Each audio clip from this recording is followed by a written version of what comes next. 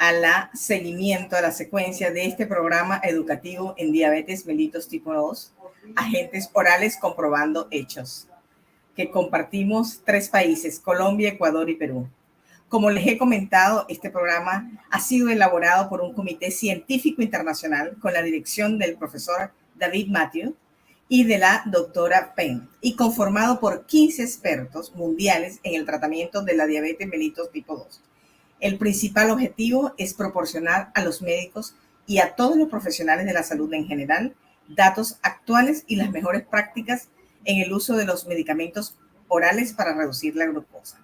En el día de hoy, que es el módulo 3, titulado Prioridades en el manejo para reducir complicaciones micro y macrovasculares, tenemos el inmenso honor de contar con la participación de la doctora Angélica Valdivia, endocrinóloga, diabetóloga, expresidenta de la Asociación de Diabetes del Perú, trabaja actualmente en el Hospital General Geriátrico Clínica San Borja y Universidad San Martín de Porras, y el doctor Argemiro Fragoso, conocido por todos ustedes, médico internista, endocrinólogo, profesor asistente de la Facultad de Medicina en la Universidad del Bosque, miembro de número de la Asociación Colombiana de Endocrinología y conferencista nacional del área andina y Caribe en lípidos y diabetes.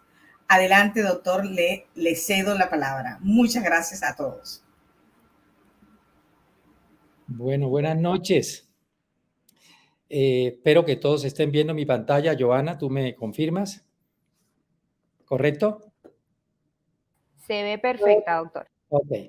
Bueno, buenas noches a todos. Bienvenidos mis colegas de Perú, mis colegas del Ecuador y, por supuesto, mis colegas en Colombia. Muchas gracias por acompañarnos.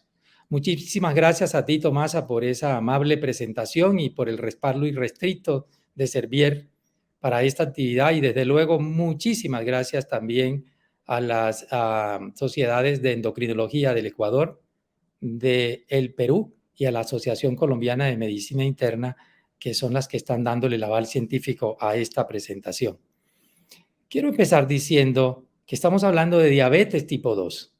Diabetes tipo 2 tiene 2 características que es importante que nunca olvidemos. Lo primero que tenemos que recordar es que es una enfermedad crónica, degenerativa, que comporta una disfunción crónica de la célula beta que nos obliga permanentemente a hacer intensificación. Eso es muy importante que lo tengamos en cuenta. Muchas veces no es que el medicamento fracasa la célula beta del paciente. Y el segundo concepto que es importante que reconozcamos es que la diabetes mellitus tipo 2 tiene 2 a 4 veces más riesgo de eventos cardiovasculares que el paciente que no tiene diabetes. Y es importante que reconozcamos también que 8 de cada 10 pacientes fallecen esencialmente por enfermedad cardiovascular, llámese enfermedad arterial periférica, llámese falla cardíaca o llámese enfermedad arterial coronaria o cerebrovascular. También es importante que tengan en cuenta que alrededor del 8 a 10% de los pacientes pueden fallecer como consecuencia de la enfermedad renal crónica. Dicho lo anterior, estos son mis conflictos de intereses. Esta es una presentación patrocinada por Servier y quiero mostrarles que en realidad yo puedo expresar aquí algunas opiniones que de pronto son opiniones personales, pero que si no están, digamos, si no están indicadas en los productos de Servier, no necesariamente tienen que comprometer a Servier. Y lo que voy a hacer en los siguientes minutos es darles a ustedes una visión tanto de las ventajas como las desventajas del enfoque terapéutico cardiocéntrico en diabetes mellitus tipo 2. La doctora Valdivia, quien seguirá después de mí, hablará sobre el enfoque glucocéntrico. ¿Y a qué nos referimos nosotros cuando hablamos de un enfoque terapéutico cardiocéntrico? Es cuando soslayamos el control de la glicemia y nos centramos básicamente en tomar medidas para reducir el riesgo de la enfermedad cardiovasculo-renal, pero puntualmente el utilizar fármacos que eventualmente reducen el riesgo de la enfermedad cardiovascular, particularmente como lo venimos haciendo en los últimos 8 años, inhibidores de la SGLT2 y agonistas del receptor del GLP-1. Para que ustedes me entiendan a qué me refiero y para extendernos un poquito sobre esto, quisiera mostrarles este caso ilustrativo de María. Fíjense ustedes que María es una mujer de 61 años, no fuma, bebe vino y cerveza ocasionalmente, se trata de una mujer sedentaria, afirma tener una dieta sana, pero se queja de que su diabetes no está bien controlada. ¿Qué antecedentes tiene María? Es una diabetes de reciente diagnóstico, menos de 5 años. Esto es importante porque habitualmente estos pacientes suelen responder bien a 1 o 2 agentes orales porque tienen una reserva endógena de insulina adecuada. Es hipertensa, tiene dislipidemia, pero fíjense ustedes que tiene enfermedad arterial coronaria con angioplastía de 1 año atrás. Si ustedes observan, ella está bien antiagregada para su condición clínica, está recibiendo terapia con estatinas de alta intensidad, tiene 2 agentes que actúan por mecanismos diferentes para el control de la presión y está recibiendo 2 agentes orales también con mecanismos diferentes.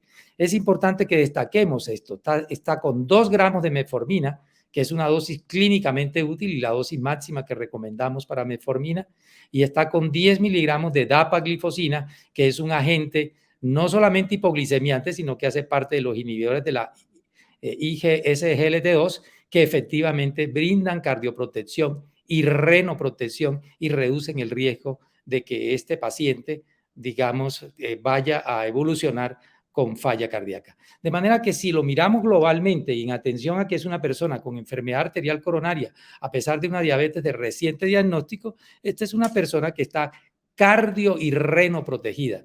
Pero si miramos otros datos, fíjense ustedes que ella tiene una hemoglobina glicosilada de 8.3%, está mal controlada, tiene una tasa de filtración glomerular por encima de 60 mililitros minuto, con lo cual podemos decir que su función renal está preservada, pero vean ustedes que tiene daño renal, tiene una relación albúmina-creatinina de 78 miligramos gramos, de manera que en resumen se trata de una paciente obesa con una diabetes mellitus no controlada, con enfermedad arterial coronaria y a pesar de tener una función renal preservada con microalbuminuria. Si yo me centrara específicamente en el enfoque cardiocéntrico, yo podría decir que en ese sentido María está cardioprotegida, pero fíjense ustedes que tiene una hemoglobina glicosilada de 8.3. Luego uno se tendría que plantear cuál debería ser el tratamiento para María. Una opción que usted se puede plantear es que no le damos nada más porque la señora, digamos, no tiene necesidad de tomar agentes para un mejor control porque ella ya está tomando metformina y además tiene un inhibidor de la SGLT2. La otra opción es que nos planteemos la opción de mejorar su hemoglobina glicosilada y efectivamente podemos mejorar su hemoglobina glicosilada y más adelante les mostraré o les comentaré que en realidad más allá de la cardioprotección, los estudios, la extrapolación de los estudios, de los grandes estudios de desenlaces cardiovasculares nos muestran que nosotros podemos reducir aún más el riesgo si nosotros controlamos mejor la glucosa. Tratándose, y me devuelvo, de que es una mujer relativamente joven, con una función renal preservada y que no tiene una comorbilidad importante más allá de la enfermedad coronaria, probablemente ustedes estarán de acuerdo conmigo que un objetivo con María sería reducir la hemoglobina glicosilada a menos del 7%. Volveré con otro caso clínico para entender un poquito más esto, pero cuando nosotros hablamos de, digamos, enfoque cardiocéntrico y nos referimos a los fármacos que eventualmente brindan cardioprotección y renoprotección, específicamente nos estamos refiriendo a los inhibidores de la SGLT2 y nos estamos refiriendo a los agonistas del GLP-1, no todos. Y fíjense ustedes que cuando hablamos de eso, el primer gran estudio que nosotros tenemos que tener en cuenta y el que generó un antes y un después y generó un cambio de paradigmas y generó este concepto del enfoque cardiocéntrico fue precisamente el EMPA-RED. El EMPA-RED fue un estudio que se hizo en pacientes con diabetes tipo 2 que tenían el 99% de ellos enfermedad cardiovascular. Y lo que se hizo simplemente fue abrir 3 brazos. Un brazo de pacientes con placebo y un brazo de pacientes con empaglifosina, un grupo de ellos con 10 miligramos y otro grupo con 25 miligramos. Y lo sorprendente es que más allá del control glicémico, lo que se encontró es que el MACE en este tipo de pacientes se redujo de manera estadísticamente significativa y más importante que eso, en este estudio se observó una reducción de muerte por causa cardiovascular. O sea que este inhibidor no solamente reduce el MACE, sino que eventualmente reduce el riesgo de muerte de causa cardiovascular. Para los que no están familiarizados, cuando hablamos de MACE, nos referimos a desenlaces cardiovasculares que se pueden medir, digamos, en forma conjunta para medir el impacto de una intervención. Aquí justamente lo que queríamos era medir el impacto de empaglifosina versus placebo y se tomó un MACE de 3 puntos, que es el que habitualmente se utiliza más en este tipo de estudios, como son muerte de causa cardiovascular, infarto al miocardio no fatal y accidente cerebrovascular no fatal. Y fíjense ustedes lo interesante.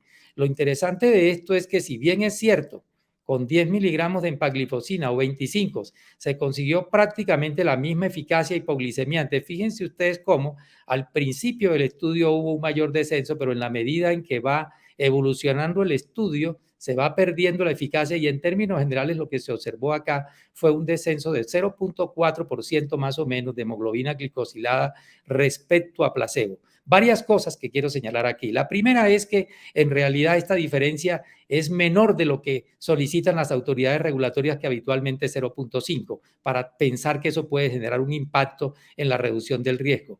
Lo segundo es que vean ustedes que dio lo mismo 10 miligramos que 25 miligramos y por eso cuando uno quiere utilizar empaglifosina como cardioprotectora o renoprotectora, pues utilizamos la dosis de 10 o la dosis de 25 de forma indistinta.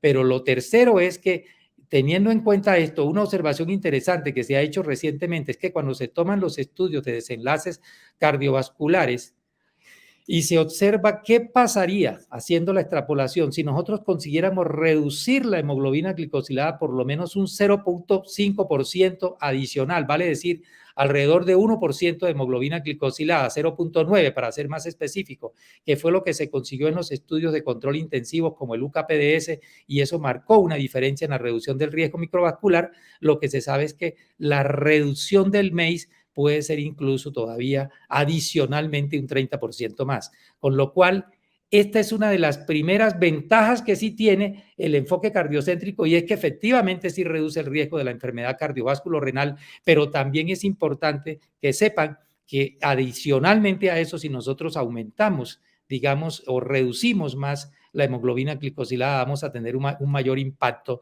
sobre el riesgo cardiovascular. En este momento, en términos prácticos, nosotros hablamos solamente de 2 grupos de medicamentos en términos de enfoque cardiocéntrico. Estamos hablando de los agonistas del receptor del GLP-1, que básicamente estamos hablando esencialmente de semaglutida y estamos hablando de liraglutida porque son capaces no solamente de reducir el MACE, sino que reducen el riesgo de muerte. Y estamos hablando de los inhibidores de la SGLT2, en nuestro medio básicamente de apaglifosina y empaglifosina. Y si bien al principio se observó una brecha importante en cuanto a la magnitud de la reducción del riesgo, sobre todo la enfermedad cardiovascular, reanálisis reciente de todos los estudios que se han publicado hasta la fecha, y esto que les voy a mostrar aquí en base a estos 3 metaanálisis que están en la parte inferior derecha de la diapositiva, fíjense ustedes cómo la brecha entre los agonistas del receptor del GLP-1 y los inhibidores de la SGLT2 en términos de la reducción del MACE, la mortalidad cardiovascular y el infarto al miocardio se ha reducido de forma significativa. Fíjense ustedes que la magnitud con que se reduce el MACE por parte de un agonista del receptor del GLP-1 o un inhibidor de la SGLT2 es prácticamente la misma. Lo mismo pasa con la mortalidad cardiovascular y lo mismo pasa con el infarto agudo al miocardio. Pero si nosotros vemos qué pasa con el accidente cerebrovascular, claramente los inhibidores de la SGLT2, como ven ustedes aquí, pasa la línea del 1, no protegen contra el accidente cerebrovascular, pero los agonistas del receptor del GLP-1 sí. Si nosotros miramos la mortalidad total, la magnitud es prácticamente la misma y donde claramente hay una ventaja a favor de los inhibidores de la SGLT2 es que los inhibidores sin duda reducen el riesgo de hospitalización por falla cardíaca y claramente tienen una mayor, digamos, protección de la función renal que los pacientes cuando están con agonistas del receptor del GLP-1. Entonces, esto es importante que lo sepamos y por eso en las recomendaciones, como veremos más adelante, si el problema predominante es enfermedad renal crónica o falla cardíaca, vamos a utilizar de entrada un inhibidor de la SGLT2, pero si lo que predomina es la enfermedad cardiovascular, usted puede utilizar un agonista del receptor del GLP-1, es lo que generalmente se prefiere, pero también, como vimos antes, me devuelvo, la magnitud de la reducción del MACE y la mortalidad cardiovascular y el infarto es prácticamente la misma, usted podría utilizar un inhibidor de la SGLT2. Veamos el caso de Juana. Fíjense, Juana es una paciente de 13 años de evolución con buen control, tiene obesidad grado 1, su hipertensión está controlada y la paciente tiene enfermedad renal crónica estadio 3A a 2 y tiene enfermedad arterial coronaria de 2 vasos. Digamos que Juana es una diabética tipo 2 que tiene enfermedad renal crónica en un estadio 3A y adicionalmente a eso tiene micoalbuminuria, por eso es un A2 y tiene enfermedad arterial coronaria de 2 vasos. ¿Usted qué elegiría?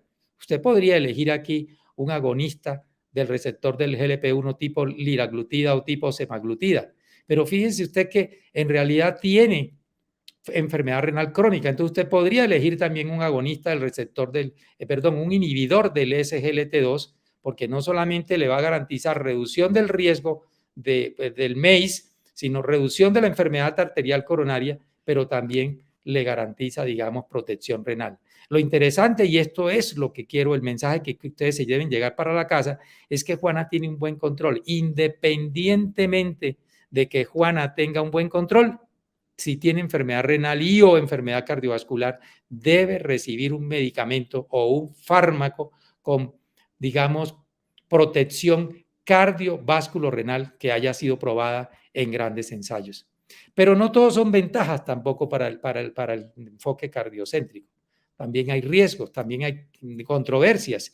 Yo podría mostrarles, por ejemplo, esto que surge de un foro de expertos de los editores de Diabetes Care con el apoyo de la Asociación Americana de Diabetes, que hicieron un análisis juicioso de los estudios clínicos controlados o desenlaces cardiovasculares publicados hasta el año 18 y encontraron que no se pueden generalizar los resultados de los estudios de desenlaces cardiovasculares porque en realidad básicamente en la mayoría de los estudios se incluyeron pacientes de alto riesgo cardiovascular y ustedes bien saben que si bien el 30-40% de los pacientes pueden estar en esa condición, hay hasta un 60% de pacientes que no están en esa condición.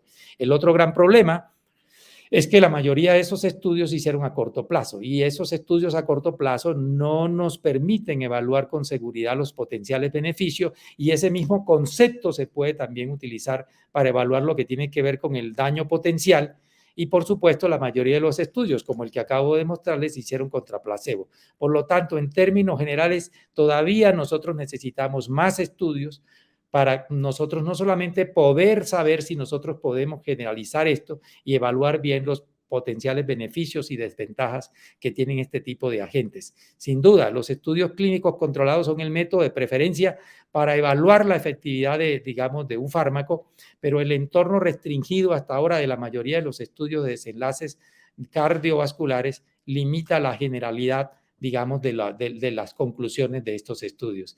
Ahora, es bueno saber por qué pasó esto. Y esto pasó porque en realidad estos estudios se hicieron inicialmente no con el propósito de mirar a largo plazo, desenlaces cardiovasculares, sino para evaluar la seguridad del fármaco en términos de seguridad cardiovascular y renal, que es lo que las autoridades regulatorias vienen pidiendo para los nuevos agentes desde el año 2008.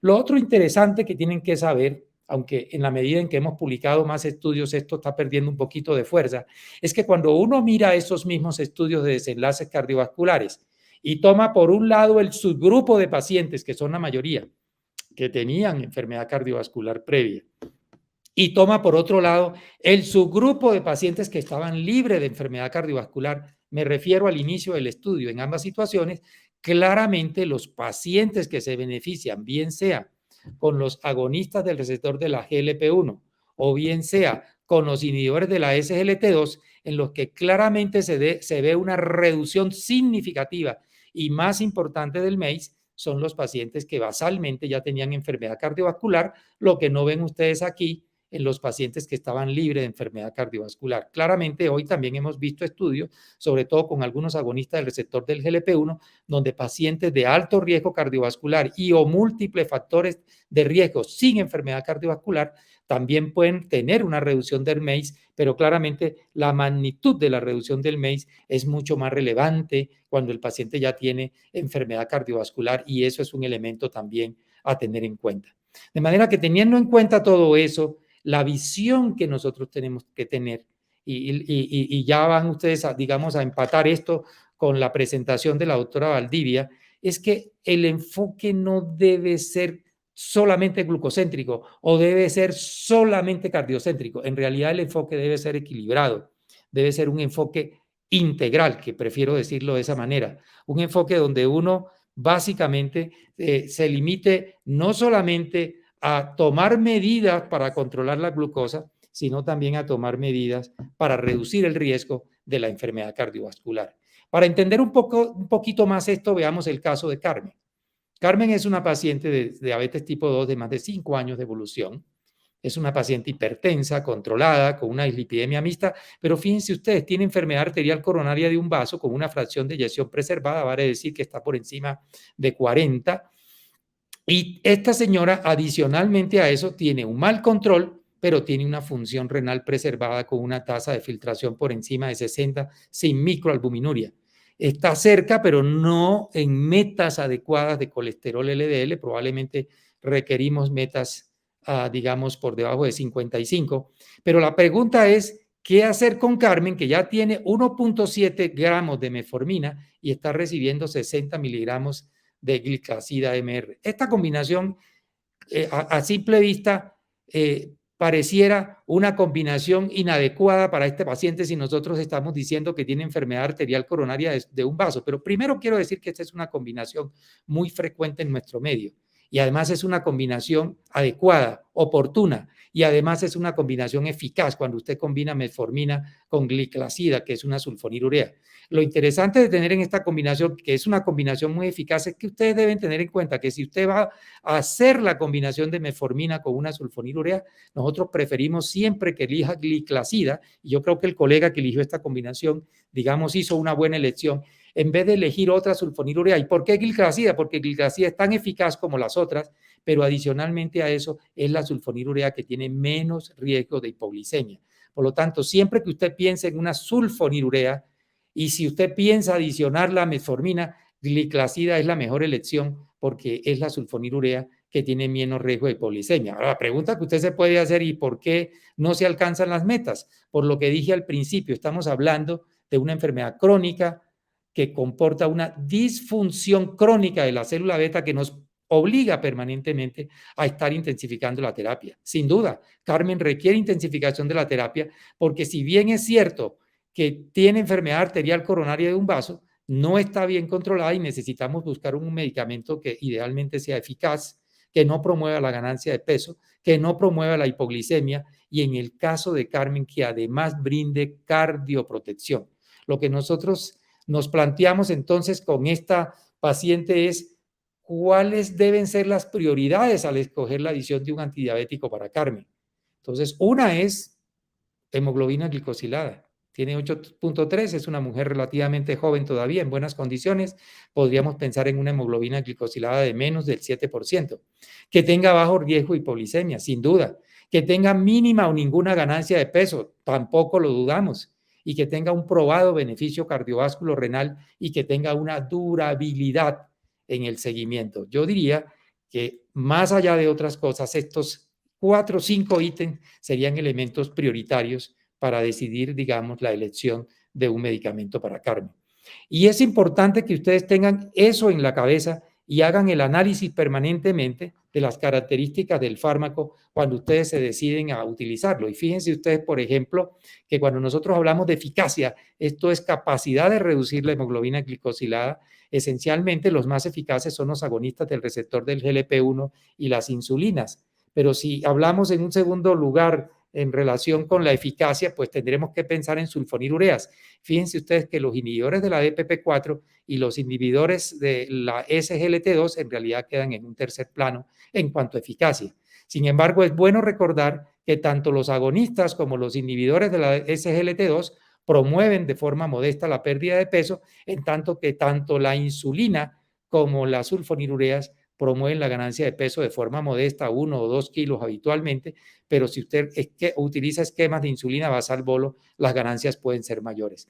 El riesgo de hipoglicemia de los inhibidores de la SGLT2, de los inhibidores de la DPP4 y de los agonistas del receptor del GLP-1, por supuesto, que son bajos, y hay más riesgo, digamos, de hipoglicemia con insulinas y el riesgo de las sulfonilureas, en particular la gliclazida, que como les dije antes, debe ser la sulfonilurea de elección. Es más, voy a aprovechar para decirles algo que en nuestro medio sucede mucho. Solemos combinar mucho metformina con glibenclamida. Glibenclamida es precisamente la sulfonilurea que no debemos utilizar.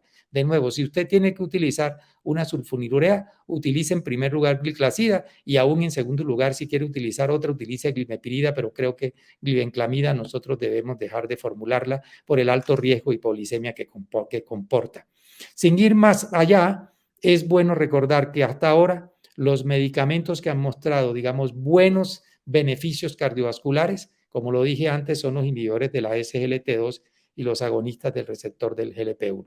De manera que un concepto importante, el tratamiento debe ser individualizado teniendo en cuenta las características del paciente, pero 3 elementos claves a tener en cuenta son la presencia o ausencia de enfermedad aterosclerótica, enfermedad renal crónica y la presencia o ausencia de falla cardíaca. Y para cerrar este concepto de la eficacia de los medicamentos, como les mostré antes, fíjense ustedes este metaanálisis que revisa la eficacia comparativa de hipoglicemiantes en diabetes tipo 2. Si ustedes se fijan en la parte superior de la mitad para arriba de la diapositiva, prácticamente ahí van a encontrar nada más los agonistas del receptor del GLP-1 y las insulinas. Y fíjense ustedes que de la mitad de la tabla para abajo van a encontrar ustedes las sulfonilureas y fíjense cómo las sulfonilureas están por encima de los inhibidores de la DPP4 y de los inhibidores de la SGLT2. Esto es importante porque cuando pensamos en eficacia, nosotros debemos considerar medicamentos que realmente te bajen la hemoglobina de forma importante y te puedan llevar a los pacientes a las metas. Como concepto general, y cuando hablamos de tratamiento individualizado, tener en cuenta estas recomendaciones de la ADA, que no son nuevas, son recomendaciones de por lo menos hace una década atrás, donde básicamente nos hace énfasis en tener en cuenta los riesgos asociados a hipoglicemias con el fármaco, la duración de la enfermedad, la esperanza de vida del paciente, las complicaciones, digamos, macrovasculares establecidas y, por supuesto, las preferencias del paciente y, digamos, el sistema sanitario o los recursos con los que cuenta ese paciente. Esto es importante porque no es lo mismo. La meta de hemoglobina glicosilada, por ejemplo, para un paciente de 86 años que tiene deterioro cognitivo, que tiene, digamos, una enfermedad renal crónica muy avanzada o enfermedad arterial coronaria de múltiples vasos, a tomar un paciente de 55, 60, 65 años que tiene una función renal preservada y que de pronto tiene solamente enfermedad arterial coronaria de un vaso y su parte neurológica está perfecta. De manera que las metas se deben fijar en función de las condiciones clínicas de ese paciente en particular y, digamos, el medicamento a considerar y deseablemente debe considerar todos estos ítems que he mencionado en el propósito de que la decisión terapéutica sea en lo posible, lo más individualizada posible y lo más indicado, lo más personal posible para ese paciente. Fíjense ustedes el caso de Carmen, 68 años, enfermedad arterial coronaria de un vaso con una función renal preservada y lo que hicimos fue agregarle un medicamento como liraglutida que no promueve la ganancia de peso,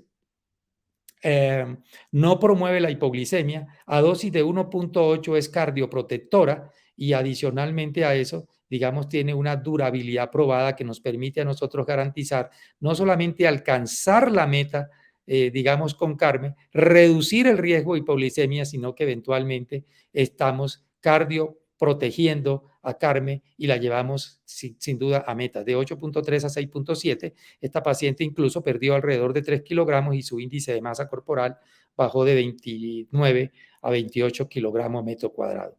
Para entonces terminar este concepto, lo que se recomienda hoy es que el paciente siga, digamos, como concepto general, puede haber algunas diferencias en la mayoría de las sociedades científicas, te siguen recomendando que el paciente debe, digamos, iniciar con metformina y mantenerla menos que esté contraindicado, pero que si el paciente tiene enfermedad cardiovascular establecida o tiene enfermedad renal crónica o tiene falla cardíaca, debes considerar si lo que predomina es la enfermedad cardiovascular aterosclerótica o tiene factores de riesgo para alto riesgo cardiovascular, debes considerar uso de un agonista del receptor del GLP-1.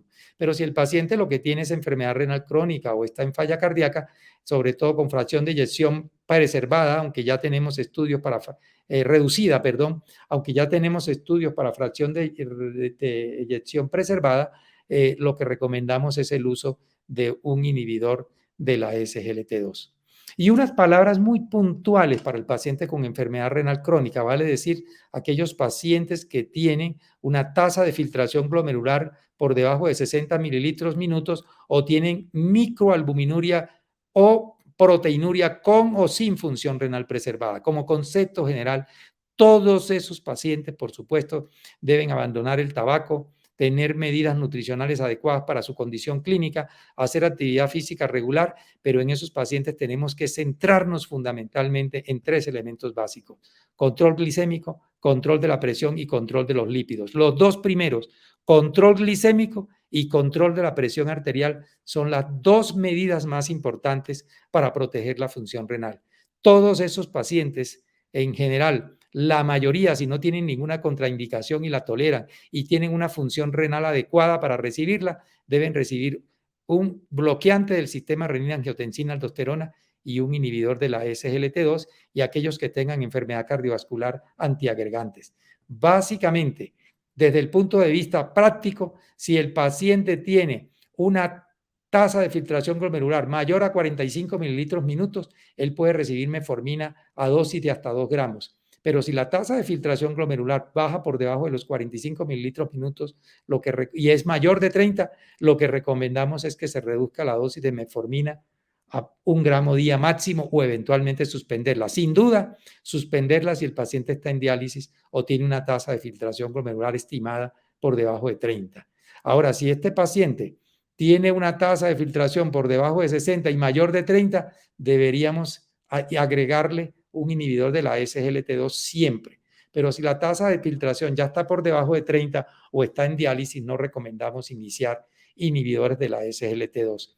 Para aquellos pacientes cuya tasa de filtración está por debajo de 30, podemos utilizar un agonista del receptor del GLP-1. En algunos países, como acá en Colombia, no sé, en el Ecuador y en el Perú, se puede utilizar liraglutida hasta con una tasa de filtración de 15 mililitros minuto, pero si eventualmente la tasa todavía está más deteriorada, se puede utilizar insulina basal o se puede utilizar un inhibidor de la DPP4, preferiblemente linagliptina. En resumen, debemos agregar siempre un inhibidor de la SGLT2 en la mayoría de los pacientes, dependiendo de la tasa de filtración. El punto de corte es 30 y debemos tener en cuenta las limitaciones que tenemos con metformina cuando la tasa de filtración es menor de 30 o cuando está entre 30 y 45 mililitros minutos. Finalmente, para tener una visión global del paciente, el objetivo es reducir y o prevenir las complicaciones crónicas, optimizar la calidad de vida del paciente. Para eso hay que evaluar las características de cada paciente,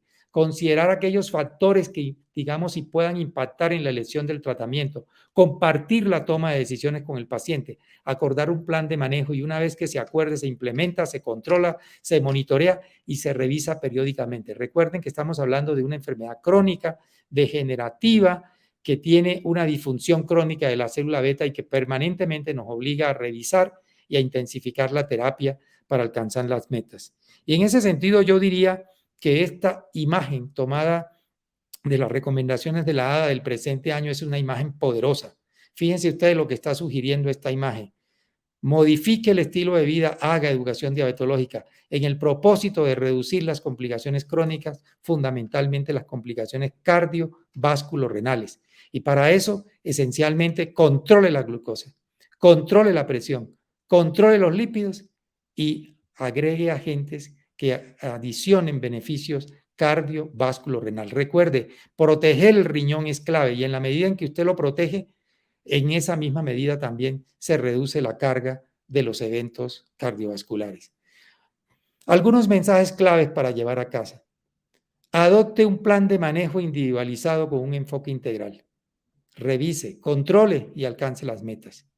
En el propósito de reducir el riesgo, controle la glucosa, controle los lípidos, controle la presión arterial, proteja la función renal. A menos que no esté contraindicado o no la tolere, metformina sigue siendo el fármaco de primera elección en el manejo inicial de la diabetes. Con metformina, una observación esencial: inicie gradualmente y ojalá no formule nunca más de 2 gramos días. Si usted necesita elegir un segundo agente después de metformina, cualquier agente es posible. Siempre tiene que pensar, que tiene que tomar en cuenta en consideración la eficacia y el impacto sobre el peso y el riesgo sobre la hipoglicemia. Recuerde, y esto es importante, e insisto mucho en esto porque en nuestro medio todavía se sigue utilizando la sulfonilurea como segundo agente de forma muy importante, y sobre todo aquí en Colombia lo vemos mucho. Si tiene que elegir una sulfonilurea, recuerde que la elección debe ser gliclazida porque es la sulfonilurea con menor riesgo de hipoglicemia de las que tenemos disponibles en el mercado. Y en pacientes con enfermedad cardiovasculorenal o falla cardíaca, independientemente de si el paciente se encuentra en metas o no, recuerden el caso de Juana, adicione un fármaco con comprobado beneficio cardiovasculorenal. Considere las comorbilidades asociadas, la duración de la enfermedad, la esperanza de vida, el riesgo de hipoglicemia, las preferencias del paciente y su entorno sanitario y familiar cuando usted decide adelantar una terapia. Un mensaje final. El enfoque no puede ser solo glucocéntrico. El enfoque no puede ser solo cardiocéntrico. El enfoque debe ser integral y las medidas tienen que ir orientadas a reducir el riesgo. Muchísimas gracias. Feliz noche para todos y de nuevo, muchas gracias por acompañarnos. Muy buenas noches. Muy bien, hemos disfrutado de la ponencia del doctor Argemiro. Y bueno, me ha tocado continuar con este tercer módulo de este programa educativo auspiciado por Servier, agentes orales comprobando hechos. Y yo voy a, como muy bien lo dijo el doctor Argemiro, plantear este enfoque glucocéntrico porque la prioridad es reducir las complicaciones tanto micro como macrovasculares. Estas son mi declaración de conflictos de intereses y como ustedes pueden apreciar, soy investigadora principal de algunos ensayos de investigación en diabetes, lípidos y riesgo cardiovascular, que lo hemos escuchado muy bien, y también asesoría y conferencista de la industria farmacéutica. Estos son los objetivos que ya muy bien ya los han planteado y son básicamente ver los riesgos y beneficios de este enfoque glucocéntrico y cardiocéntrico, ver que nada es unilateral, sino es la naturaleza complementaria de estos dos enfoques y adoptar ese manejo personalizado, individualizado que muy bien ha precisado el doctor Fragoso. Quiero comenzar con estas guías y estas metas objetivos de la hemoglobina glicosilada por las diferentes sociedades científicas en el mundo. Y como sabemos, mucho acá en Latinoamérica usamos de la Asociación Latinoamericana, la Asociación Americana de Diabetes, que la meta objetivo es menos del 7%. Sea la meta que individualicemos y sea objetivo con cada paciente, por ejemplo, en un adulto mayor frágil, la meta no será 7 ni menos del 7%, tendremos hasta 8, 8.5 en aquellos pacientes terminales. Pero el objetivo el mensaje es precisar en base a la edad, a la expectativa de vida, a la duración de la enfermedad de la diabetes, comorbilidades y los recursos y preferencias del paciente. Y como bien hemos vivido esta década dorada de los ensayos de riesgo cardiovascular, que muy bien lo ha detallado ya el doctor, y voy a decirle que esta década dorada nos ha enseñado que es importante la seguridad cardiovascular, es importante trabajar en esa protección cardiovascular, pero yo les voy a hablar que es importante no olvidarnos del enfoque glucocéntrico. ¿Y por qué? Porque hay muchos, específicamente 15, 16 fármacos aprobados en el mundo para la diabetes, pero ¿qué pasa?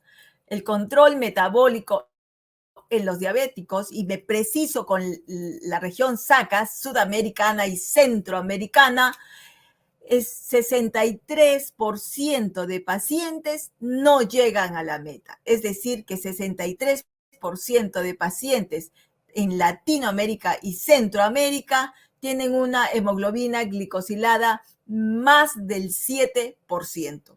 ¿Y qué está pasando entonces? Pues esto, sin lugar a duda, nos lleva a esas complicaciones crónicas que vemos el día a día en nuestros consultorios con nuestros pacientes, lo peor aún, que dañan y lesionan dramáticamente y mermando la calidad de vida que, como dice la Asociación Americana de Diabetes, debe ser uno de nuestros objetivos cuando tenemos al paciente frente a frente, mejorar calidad de vida. Muy bien, entonces, como les decía, la década dorada nos ha dejado como enseñanza que la seguridad cardiovascular es importante. Pero, ¿y qué pasó con la glucosa? ¿Qué pasó con este enfoque glucocéntrico? ¿Ya no es importante? Sin lugar a duda que sí, eso es lo que yo les voy a hablar. Y ya en el 2001, después de la publicación uno de los grandes estudios del campo de la diabetología, que es el LUCA-PDS, nos dejó muchos mensajes para aprender, pero este editorial, fíjense, de Clinical Diabetes, nos dice, es irrefutable la importancia del control glicémico. Y bueno, yo les voy a hablar de esa irrefutable importancia de este enfoque glucémico. Y voy a comenzar con los pacientes diabéticos tipo 1 y ya en el año 1993 el DCCT, el Diabetes Complication Chronic Trial, y con su seguimiento el estudio EDIT, nos demostró contundentemente, y el DCCT pueden ver en la pantalla en barras naranjas, a un seguimiento de 6.5 años hubo una contundente reducción del riesgo relativo en las complicaciones microvasculares. Ustedes pueden ver las cifras ahí. Pero ¿qué se vio con el seguimiento del estudio EDIT, diabéticos tipo 1? A los 17 años, ya cuando el estudio había terminado, porque el estudio 6.5 años, se vio un impacto en la reducción del infarto agudo de miocardio, de los eventos cardiovasculares o muerte cardiovascular y en cualquier evento cardiovascular. Se demostró un legado metabólico. Eso pasó en el estudio EDIT, diabéticos tipo 1. Pero, ¿qué pasó? Y esta es una publicación no muy vieja, del 2016, 30 años de seguimiento del estudio EDIT. El estudio EDIT, que recuerden, fue un tratamiento intensivo los seis primeros 5 años tras el diagnóstico de la diabetes mellitus tipo 1, y que nos dijo este estudio que la reducción hubo una reducción del 30% en cualquier enfermedad cardiovascular, 30%, y una reducción del 32% de eventos cardiovasculares mayores, los MACE. Ya se hablaba de los MACE: infarto de agudo de miocardio no fatal, ACV no fatal y muerte cardiovascular. Fíjense, a los 30 años de seguimiento.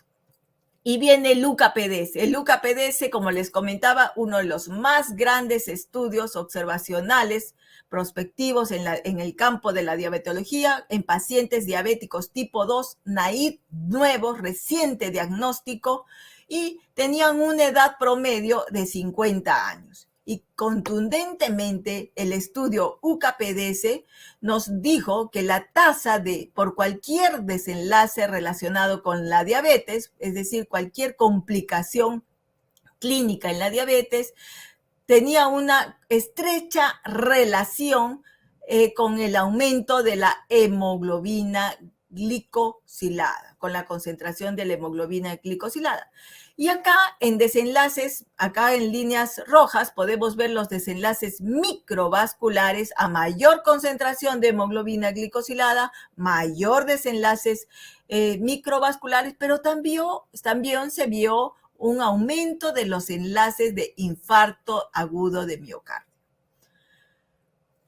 Una de las enseñanzas y las lecciones aprendidas por el famoso UCA-PDS fue que, sin lugar a duda, 1% de la reducción de la hemoglobina glicosilada, 1%, hay unos beneficios tanto micro como macrovasculares. Por ejemplo, como ustedes pueden ver en su pantalla, 21% en la reducción de muertes relacionadas a diabetes, 37% de complicaciones microvasculares, 14% de infarto agudo de miocardio y también vimos a nivel reducción de la enfermedad vascular periférica y como accidente cerebrovascular. No hay duda que nos enseñó el UKPDS que el control glucémico temprano, porque eran pacientes de reciente diagnóstico, reduce las complicaciones. Y fíjense, no eran ni 3 ni 4 puntos en la hemoglobina glicosilada, un punto.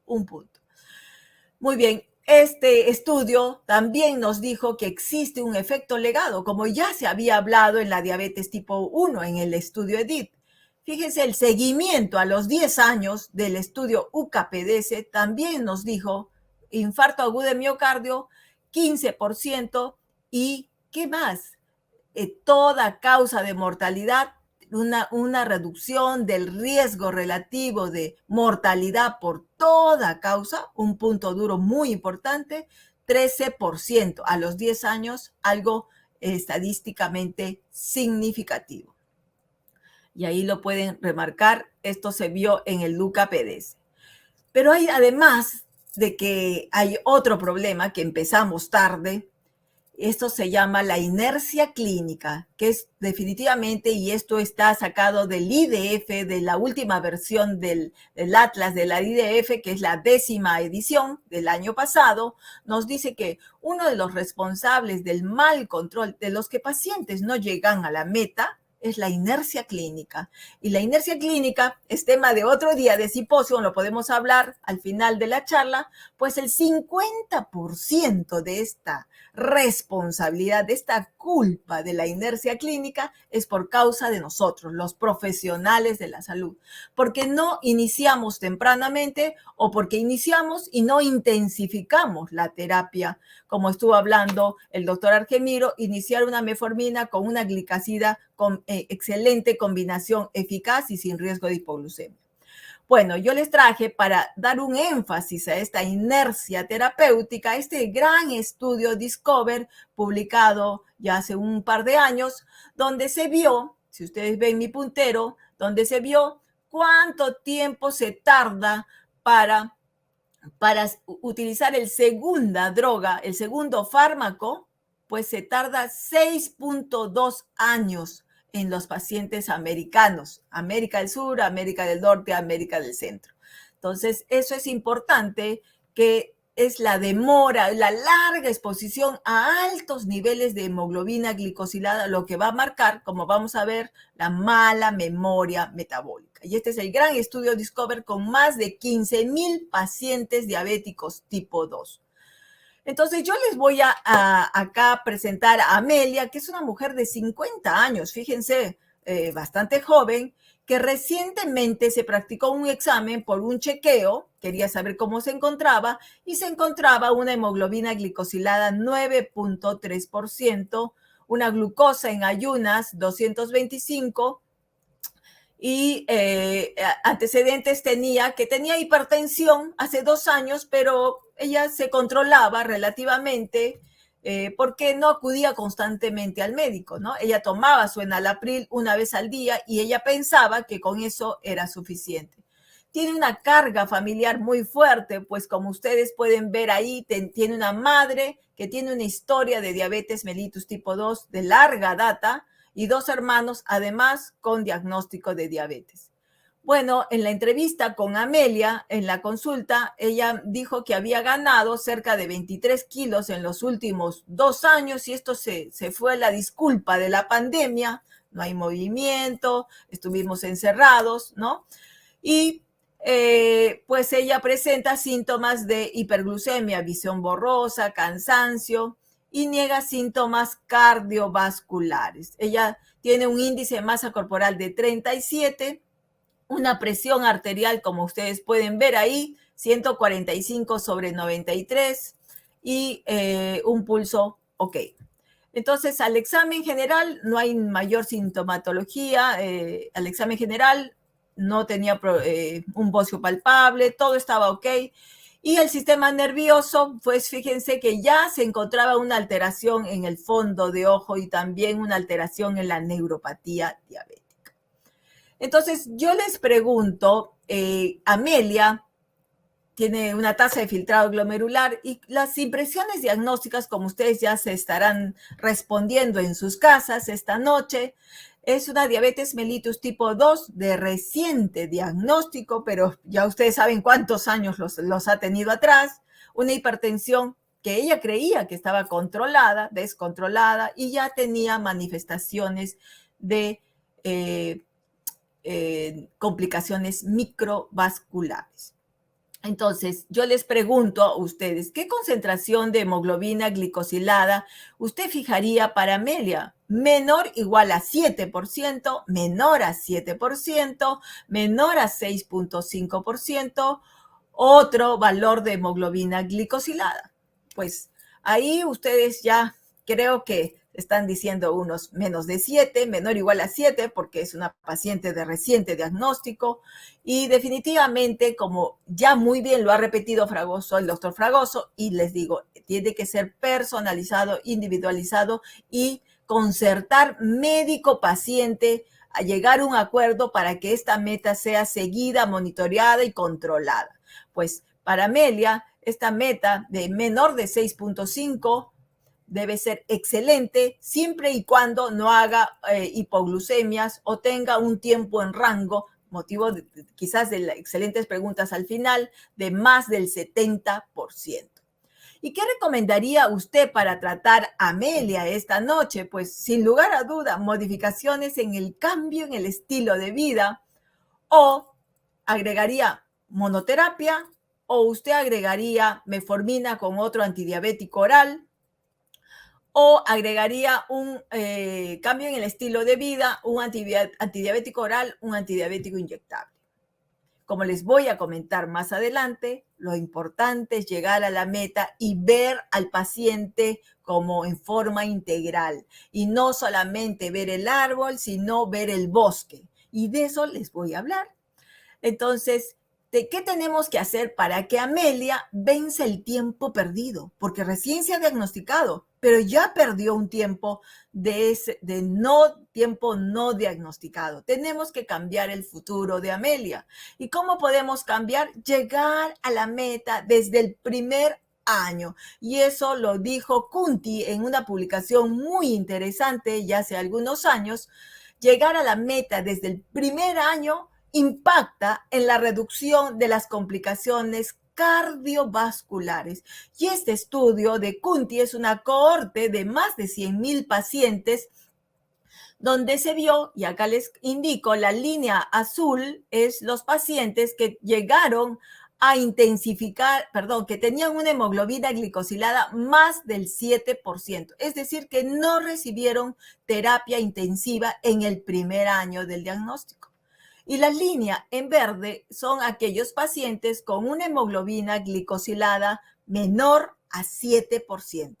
Estos pacientes en línea verde, los del brazo verde, pues recibieron una terapia intensiva, un tratamiento que llegaron a la meta en el primer año del diagnóstico. ¿Y qué se vio? Se vio que aquellos que tuvieron una hemoglobina glicosilada más del 7%, forjaron un legado disglucémico, una mala memoria metabólica. ¿Y en qué se reflejó? En llevar a riesgo de complicaciones. Eso es lo que hacemos cuando no tratamos a nuestro paciente desde el primer día que lo vemos, ¿correcto? Entonces, mañana, cuando vean a sus pacientes, tienen que impactar desde el primer día, desde la primera entrevista. ¿Por qué? Porque Kunti, en este seguimiento de estos más de 105,000 pacientes diabéticos seguidos, a los 5.3 años se vio un riesgo significativo mayor de reducción. ¿De qué?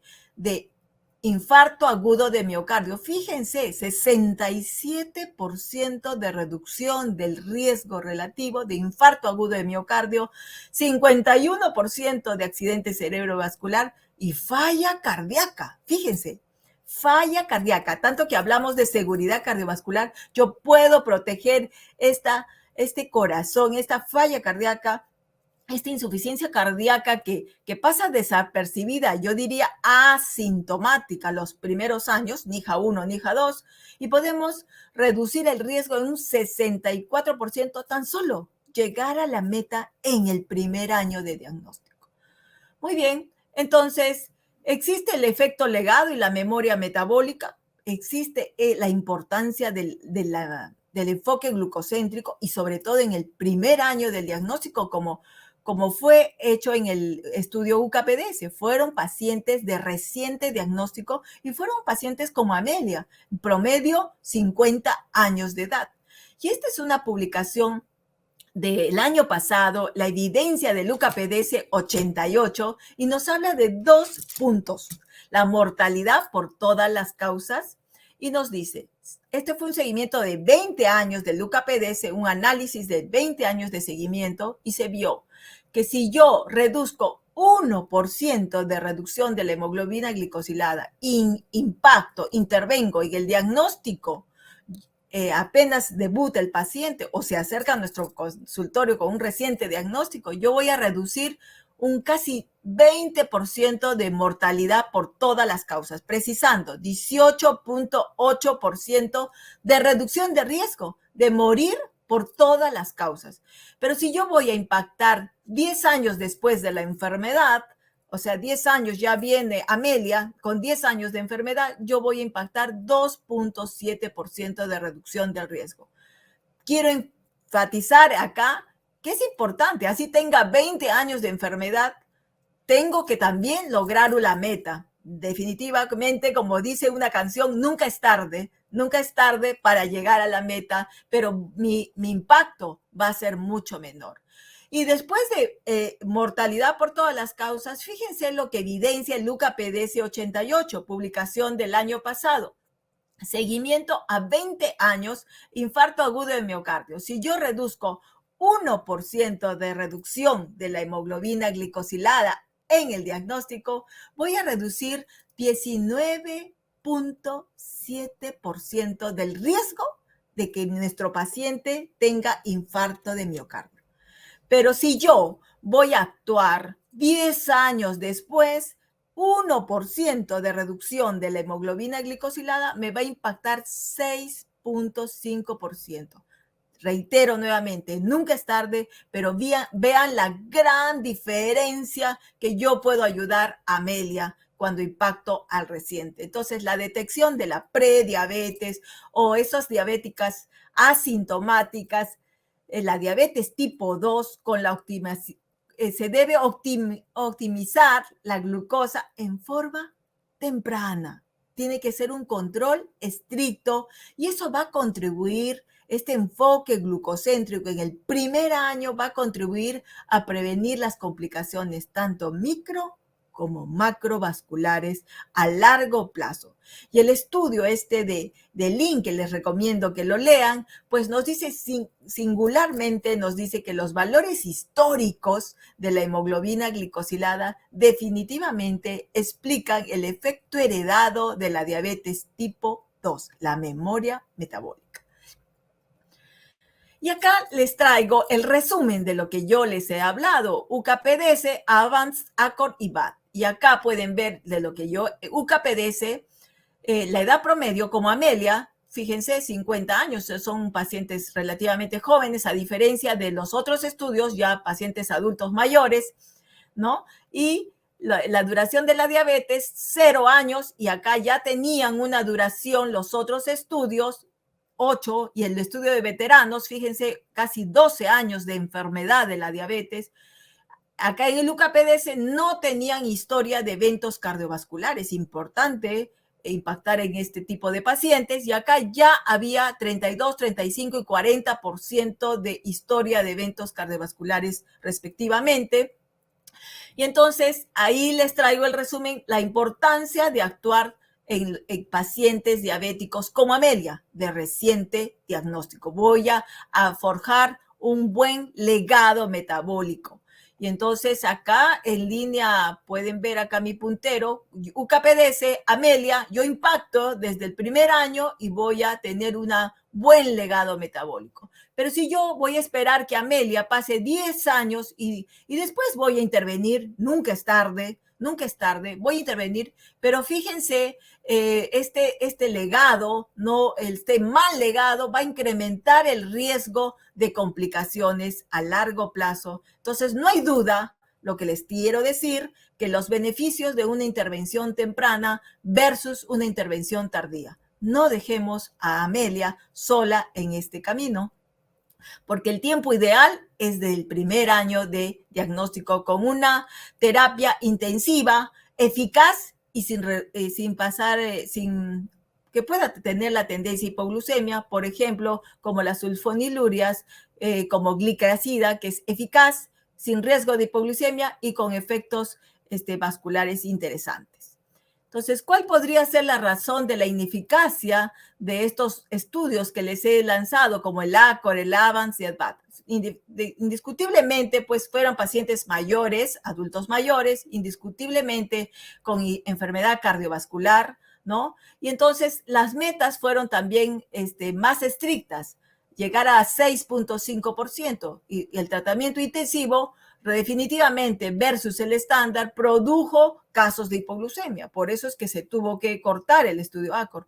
Pero nuevamente acá el mensaje es personalizar al paciente. Y eso podemos hablar mucho en las preguntas.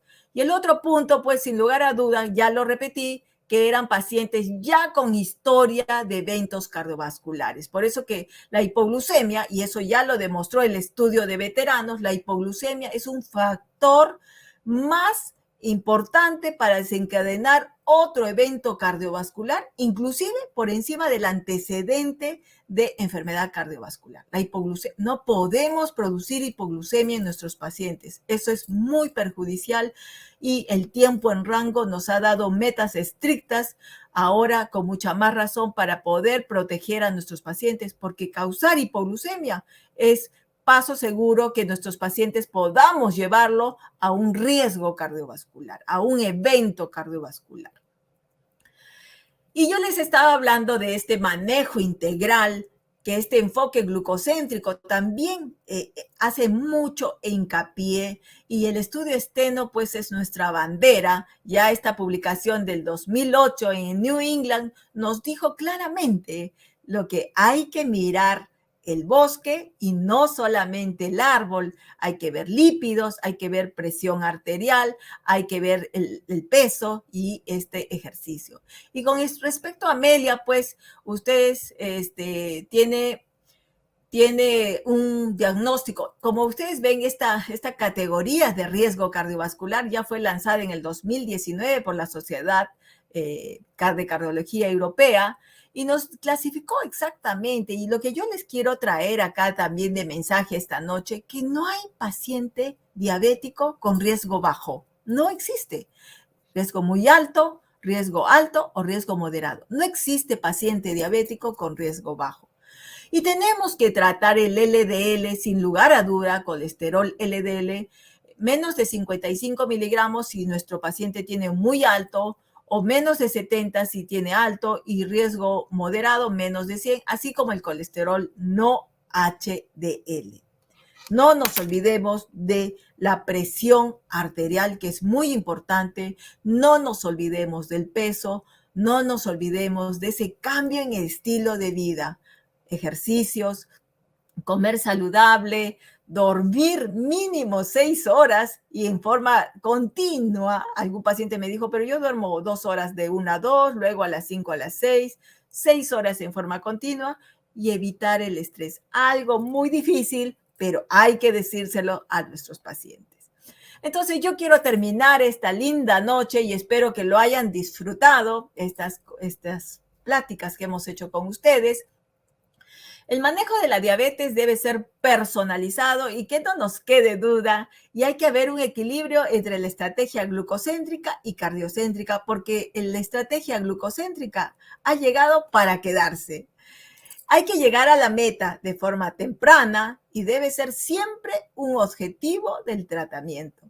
El control glucémico intensivo temprano juega un rol en la prevención de las complicaciones tanto micro y macrovasculares a futuro.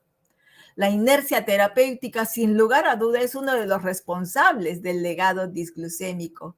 en las complicaciones tanto micro y macrovasculares, y no dude que el manejo integral del paciente con diabetes engloba el tratamiento de otros factores de riesgo cardiovascular, la hipertensión, los lípidos, el tabaquismo, el cual todo este manejo integral es parte del enfoque glucocéntrico. Quiero terminar con esta frase de Gandhi y quiero que mañana, cuando vean a sus pacientes frente a ustedes en la consulta, pues el futuro de Amelia hoy esta noche depende de lo que decidas hoy. Trata a tu paciente en forma intensiva, temprano, y usa los fármacos eficaces y con menor riesgo de hipoglucemia. Muchas gracias y estamos atentos a las preguntas. Muchísimas gracias, doctora Valdivia y doctor Fragoso, por mostrarnos evidencia actualizada en esta patología tan temible y que impacta tanto la vida de nuestros pacientes diabéticos. Esta pregunta es para el doctor Fragoso. ¿Qué opinión le merece el inhibidor SGLT2 en tasa de filtración glomerular menor a 25 y en falla cardíaca con fracción de eyección preservada? Ok, Tomasa, gracias, muy amable. No sé quién hizo la pregunta, ¿cómo se llama? ¿El doctor o la doctora? La doctora Vanessa Cadavid. Doctora Vanessa, buenas noches. Las inhibidores de la SGLT2 EPA y DAPA han sido aprobados por la FDA en febrero de este año para pacientes con tasas de filtración por encima de 25 y menor de 45 y falla, digamos, independientemente de la fracción de eyección, aunque nosotros, si bien ya tenemos evidencia del Emperior P con empaglifosina, creo que todavía necesitamos más estudios. Yo creo que es prematuro digamos, utilizarlas en pacientes con fracción de eyección de menos del 25. Ya es una fracción de eyección, digamos, muy reducida y creo que necesitamos, digamos, revisar más la data que tenemos para poder tomar una decisión. Por ahora yo diría que incluso a pesar de esa aprobación allá en nuestros países y mientras esperamos las respuestas de las autoridades regulatorias, yo sugeriría manejarnos con tasas de filtración de 30, ¿ok? Para arriba. Entre 30 y 45. Gracias, doctor. El doctor Jorge Restrepo quisiera conocer si es prudente pedir el péptido natriurético antes de iniciar el inhibidor SGLT2 en pacientes con compromiso cardiovascular y con filtración renal y volumen de eyección menor de 40. No, doctor Restrepo, el NT-proBNP al que usted se refiere nos sirve a nosotros para evaluar la evolución de la insuficiencia cardíaca en ese paciente, pero la decisión se toma en función de la fracción de eyección. Nosotros durante toda la vida hemos tenido el mismo problema. ¿Qué hacemos con los pacientes con fracción de eyección preservada? Las cosas han estado cambiando ahora con los resultados del Emperior, pero básicamente la decisión se toma en función de la fracción de eyección. Sabemos que con la fracción de eyección reducida los resultados son magníficos y ya tenemos resultados con EMPA, que incluso con fracción de eyección preservada también tenemos excelentes resultados. De manera que esto ha cambiado y esto es un cambio de paradigma en el manejo del paciente con falla cardíaca. Y es importante esta pregunta y la pregunta anterior también, porque es que cuando hablamos de, yo les dije creo que al principio, 8 de cada 10 pacientes fallecen por enfermedad cardiovascular, pero no estamos hablando esencialmente de enfermedad coronaria, esa es la mitad de esos pacientes, pero estamos hablando también de enfermedad arterial coronaria periférica y recordar que la falla cardíaca siempre está presente en el paciente con diabetes tipo 2 y es un riesgo. Esto ha significado un enorme cambio en el manejo de estos pacientes y si me permites, Tomás, cuento una breve anécdota. Cuando yo era estudiante de pregrado en la Universidad de Cartagena a principios de los años 80 y nos llegaba un paciente con falla cardíaca, el cardiólogo no quería saber de ese paciente, decía, eso vaya, mándeselo allá al internista a ver qué puede hacer, porque no teníamos nada para hacer, fuera de utilizar furosemida. Hoy día hay tantas opciones para mejorar la calidad de vida y los desenlaces en estos pacientes que ustedes ya saben, estamos llenos de clínicas de falla cardíaca y todo el mundo quiere atender a esos pacientes porque tenemos cosas para ofrecer, mejorar su calidad de vida. Gracias por el comentario. Cómo ha cambiado, gracias a Dios y gracias a los pacientes, la visión. Eso es un hecho muy real. Nadie quería ver ese paciente anteriormente. No, nadie. Es que es internista, doctora Tomás, ¿a cuántos no le llegaron? El cardiólogo no sabía nada de eso. Que mire, lléveselo a Tomás a ver qué hace Tomás con ese paciente. Muchísimas gracias. No hay más preguntas, pero yo quisiera que la doctora Valdivia con ese cierre que dio, que creo que son mensajes que llegan muchísimo. Sobre todo que siempre digo que lo lindo de la educación médica continua es eso, que el médico que los esté escuchando la noche de hoy, siempre lo he pensado así, la semana siguiente, el día siguiente, que se le presente la oportunidad de un caso, tenga las herramientas de cómo definitivamente mejorar, no solamente tratar, sino mejorar ese pronóstico cardiovascular.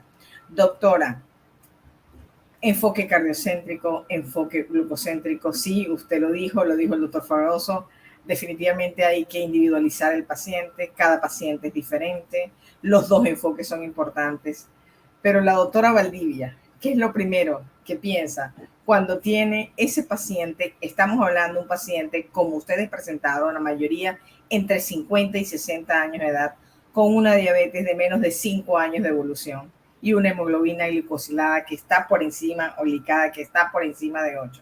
¿Qué es lo primero que se le viene a la cabeza?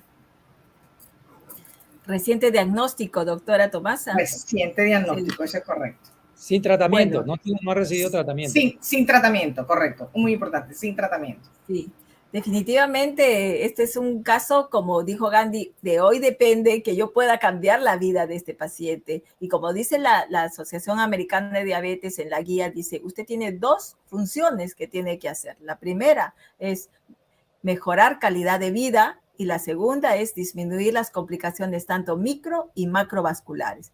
Llegue a la meta y use cambios en el estilo de vida, no hay duda, eso ya lo sabemos hace muchos años, que nos olvidamos, es un problema, pero hay que hacerlo. Pero el segundo punto es, llegue a la meta, use fármacos y definitivamente use terapia intensiva.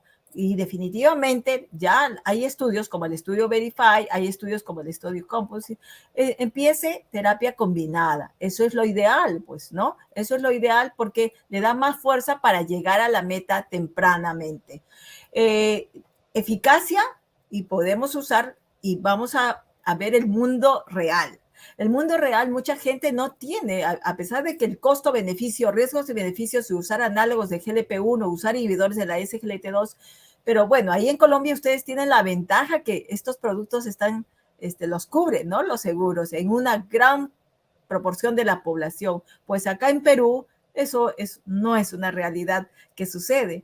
Pues acá en Perú, solamente el 30% de la población está asegurada, o sea, tiene cobertura. Fíjense cuánta gente tiene que comprar con su propio peculio los medicamentos para la diabetes. Y no solamente hay que mirar el árbol, ¿no? Tiene que comprar la hipertensión, tiene que comprar una estatina. Entonces, es importante usar fármacos, como yo les digo, de nada sirve que usted use un análogo de GLP-1 una sola vez si no lo va a usar constantemente. Yo prefiero que sea constante. Y para eso nacieron pues estas sulfonilurias. Lo importante, hay que saberlas manejar. Todos pueden hacer, como dice el refrán, hay pinturas que se hacen hermosas con los mismos pinceles, pero no todos pueden hacer pinturas hermosas. Entonces, con las sulfonilurias, como glicacida en este caso, es una sulfoniluria que es muy eficaz, hay que llegar a la meta y con mínimo riesgo de hipoglucemia. De hecho, hay que tener el arte, el monitoreo, el seguimiento y el control. Y tercero, pues también explotar estos efectos vasculares de la glicacida, que ya han sido muy reportados y están publicados. Sí, doctora. Doctora, gracias, doctora. ¿Qué opina, doctor Fragoso, de este mismo paciente? Es que me gustaría, si a usted le parece, me gustaría referirme a 2 cosas que dijo la doctora Valdivia que quiero subrayar aún más. Hay 2 cosas importantes: alcanzar las metas tempranamente. Claramente los pacientes que alcanzan una meta temprana tienen menos riesgo de complicaciones en el largo plazo. Creo que ya lo subrayó, pero vale la pena subrayarlo más. Y reducir al máximo el riesgo de hipoglicemia. Eso es, ella lo dijo, es muy grave. Es que el tener un evento hipoglicémico severo aumenta el riesgo de hospitalizaciones, de eventos cardiovasculares y de deterioro, digamos, de la condición general del paciente. En general, yo de pronto sí soy, digamos, tengo la tendencia a hacer terapia combinada de entrada, pero si el paciente está 1.5% por fuera de la meta. Creo que si el paciente está todavía con 1%, me voy con monoterapia. lo que dice la doctora Valdivia está bien. Ella dice que ella utilizaría terapia combinada de entrada, pero la canadiense recomienda 1.5. La americana hace unos 2-3 años para acá también viene sugiriendo lo mismo, porque usted puede conseguir con la mayoría de los fármacos, excepto los inhibidores de la EPP4 y los inhibidores de la SGLT2, descensos cercanos al 1% con dieta, ejercicio, más monoterapia. Pero si está por 1.5 o más, en realidad se necesita terapia combinada de entrada. Pero si alguien quiere hacerlo, como propone la doctora Valdivia, me parece perfecto, porque la idea es alcanzar las metas tempranas con bajo riesgo de hipoglicemia para reducir el riesgo, sobre todo de complicaciones micro y macrovasculares en el largo y mediano plazo. En el mediano bueno, y largo. Hay muchas felicitaciones en este chat, muchísimas felicitaciones a los doctores, excelentes ponencias, estoy leyendo lo que dicen los comentarios y hay una pregunta por aquí del doctor Jair Edu Guzmán Ramos. En pacientes adultos mayores de 90 años que son funcionales y debutan con una diabetes mellitus con una hemoglobina glicada de 12%, ¿qué tratamiento recomendarían en estos pacientes? Sí, no, si quieres responder, Angélica, o respondo. Me encanta esa población. Con una hemoglobina, es que ni siquiera, primero, bueno, esos pacientes quiero creer que son más raros que una luna verde, porque no todos los días uno ve un paciente de 90 años con una hemoglobina de 12, pero de entrada, si un paciente tiene una hemoglobina mayor o igual a 10% y hay signos de catabolismo, ¿sí me explico? Catabolismo, ese paciente debe ser manejado con insulina, no hay ninguna duda. Eso no admite otra opción. ¿Ok? O eventualmente, si usted quiere ser, también puede utilizar la combinación, y ahora las tenemos, de lapiceras en relación fija, no sé allá en Lima cómo es la cosa, Angélica, aquí las tenemos aprobadas hace mucho tiempo con el sistema de nuestra seguridad, que es la combinación de liraglutida con Degludet o insulina glargina U100 con licesenatide, que son realmente muy eficaces y se pueden utilizar. Pero 12% lo que recomienda la guía de la ADA del año 18 y modificada en el 2019, y que es la que está vigente, insulina. Y tampoco hay que ponerse de una vez un esquema basal bolo. Ese paciente bien hidratado y ese paciente con restricción calórica y comenzar con una insulina basal lo podemos sacar adelante. Obviamente es un paciente de 90 años. Así es. Sí, doctora, ¿tiene algo que añadir al respecto? Sí. Es una población que me encanta porque yo trabajo con esa población. Y bueno, pues 90 años, realmente para mí recibir 94, 95, 88 es el pan de cada día, la verdad. Y sí, uno diría que va a tener 12%. La verdad. Hoy día tuve un paciente con 15% de hemoglobina glicosilada. Uno diría que está, pero el paciente llegó un poquito deshidratado, de hecho, pero es una hiperglicemia crónica. O sea, no era un debut. Pero molar no cetóxico. Así es, ¿no? Entonces, definitivamente es insulina, no hay duda, y las insulinas de segunda generación, pues, tipo, son las ideales, ¿no? Y también los basales. De segunda generación. Definitivamente, pues, en los adultos mayores, y hay mucha publicación sobre la intensificación del tratamiento, el sobretratamiento. Por eso que una insulina, de verdad que yo lo veo en mi práctica día a día, una insulina y un inhibidor de la DPP4, y lo remarca las guías, es un tratamiento excelente para estos pacientes. De hecho, cambios en el estilo de vida, porque los hijos y el cuidador, pero quiere chocolate, quiere 3 leches, o no sé qué dulce hay allá en Colombia, quiere, y entonces, pobrecito, hay que darle, ya tiene 90 años, pues, yo les digo, ¿no? Estamos haciendo un círculo vicioso. Cambios en el estilo de vida. De hecho, calidad de vida. Yo les digo, sí, va a comer su dulce, su postre muy esporádicamente. Claro, tiene 90 años. Por favor, calidad de vida. Pero en este momento vamos a llegar a un objetivo que plantear para él sería una meta de un 8%. Sí, el objetivo. Sí, yo sí no veo a esos pacientes con esa frecuencia. Yo veo a esos pacientes muy raros. Son muy poquitos, contados con los dedos de la mano los que yo veo de 90 años con ese nivel de y la doctora los ve con frecuencia, fíjese. Sí, eso me hace recordar que de todas maneras ¿cómo se llama? El nivel de educación diabetológica de pronto también puede estar fallando, ¿no? Porque no hay razón para que eso esté pasando muy frecuentemente, pero también habla de la cobertura que uno puede tener en un momento dado. Los sistemas sanitarios nuestros en nuestros países suelen tener esos problemas. Y también depende del medio en que uno se maneja. Yo entiendo que la doctora trabaja en un hospital geriátrico, así que ahí ella le deben llegar todos los días. Claro, claro, totalmente. Sí. Yo quiero cerrar con un comentario. Sí, doctora, adelante, dígame, doctora, adelante. Pero también influyó la pandemia. O sea, definitivamente yo estoy viendo todo esto porque estuvieron guardaditos y ahora están desesperados porque ya estamos nosotros presencial al 100% y ya están llegando con la familia, con los cuidadores, y por tenerlos tan encerraditos, pues están llegando así descompensados. Definitivamente. Hay un comentario aquí que me encanta y quiero compartirlo del doctor Roberto Bonilla. Doctor Fragoso y doctora Valdivia, excelentes maestros, una excelente exposición. Y así hay muchos, estoy resaltando los que más me llaman la atención. Que un fuerte abrazo y que, bueno, me gustaría tomarme un café con él, pero no lo ubico acá. Un fuerte abrazo. Muchas gracias, doctor Bonilla. Muchísimas gracias, doctor Fragoso y doctora Valdivia. Como siempre lo digo, es un placer escucharlos y definitivamente aprender. Cada vez que uno los escucha, aprende, y ese es el objetivo de este módulo en el cual ustedes están siendo partícipes y así son pilares de la educación de médicos generales, de médicos familiares, de médicos especialistas, y estoy segura que este tipo de eventos hace de que definitivamente el profesional de la salud se enriquezca con estas experiencias, con estos casos clínicos, y logremos batallar con esta enfermedad, como dijo el doctor Fragoso, 100% de acuerdo, degenerativa, crónica. Nunca se me olvidará un profesor que tuve en mi carrera que decía que la diabetes era el cáncer del endotelio, y en ese momento yo, muy joven, decía, creo que está siendo un poco dramático, porque la ignorancia es libre y definitivamente hay endotelio en todo el organismo y es una enfermedad muy degenerativa y muy temida. Otros utilizan la expresión cáncer metabólico. Metabólico, exactamente. Sí. Muchísimas gracias a todos y gracias por acompañarnos.